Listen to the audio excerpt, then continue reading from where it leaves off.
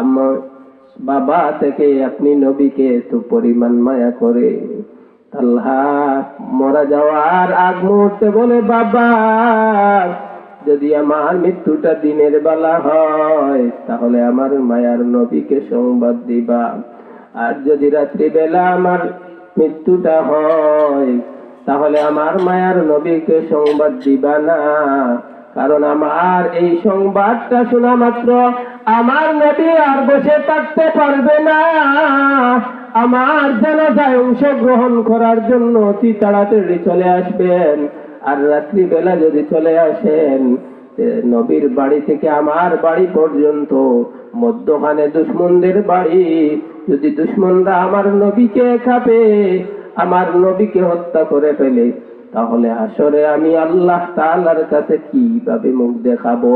আল্লাহ তাআলা যদি বলে ফেলেন, হে তালহা তোমার জানাজায় অংশগ্রহণ করার জন্য আমার প্রিয় হাবিব হত্যা হয়েছে, তাহলে আমি আল্লাহ তাআলার দরবারে কিভাবে মুখ দেখাবো? হে বাবা, আমার মৃত্যুটার সংবাদ তুমি পয়গম্বরকে দিবা না। ওই কথাগুলো যখন পয়গম্বরকে তালহার বাবা শুনাইছেন, তালহার বাবাকে শুনানো মাত্র আমার পয়গম্বর চোখের পানি ছেড়ে ছেড়ে আল্লাহ তাআলার কাছে দোয়া করেন, এ দয়ার মালিক, আমার ছোট্ট শিশু সাহাবী তালহা আমাকে এত মায়া এত মহব্বত করেছে, আমি তা জানি না, আমার তালহাকে তোমার হাওলা করে দিলাম। সুবহান।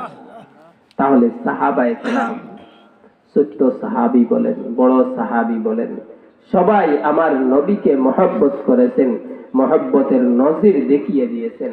কিন্তু আমরা নবীজিকে মহব্বত করার দূরের কথা, আমরা যদি ওই সময় থাকতাম, অনেকে বলে ফেলেন যদি আমরা নবীর জামানায় থাকতাম তাহলে ওই ছোট্ট তালহার মতো হইতাম, আমরা যদি থাকতাম তাহলে আবু বকরের মতো হইতাম, অনেকে বলে ফেলে।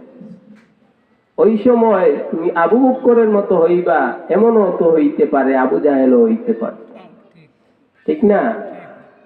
তাহলে আল্লাহ তো ভালো জানেন আমাদের যে ঈমান, আমরা আমার ছেলে মেয়ে এই সব কিছু থেকে ভালোবাসবো নবীকে আর আল্লাহকে, কল্পনা করা যায়। নবীর আরেকজন সাহাবী যার নাম ছিল উজ্জা, কিন্তু মুসলমান হওয়ার পর তার নাম নবী রাখলেন আব্দুল্লাহ যুল বাজদাইন। তার বাবা নাই, মা আছেন, চাচার কাছে লালিত পালিত হন। আব্দুল উজ্জা নবীর দরবারে আসা যাওয়ার কারণে মুসলমান হয়ে গেলেন। সুবহানাল্লাহ।